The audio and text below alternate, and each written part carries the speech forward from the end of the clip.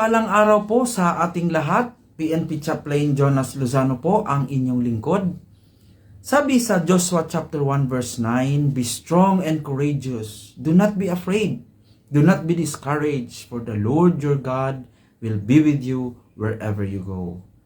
Sa ating paglilingkod araw-araw, hindi maiiwasan ang mga pagsubok, peligro at pagod. As law enforcers and public servants, the weight of responsibility can sometimes feel overwhelming.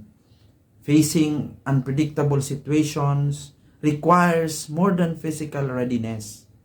It demands inner strength and integrity. Kaya ipinapaalala sa atin sa Joshua chapter 1 verse 9 na ang tunay na tapang ay hindi ang kawalan ng takot, kundi ang pagtitiwala sa Diyos sa gitna ng panganib.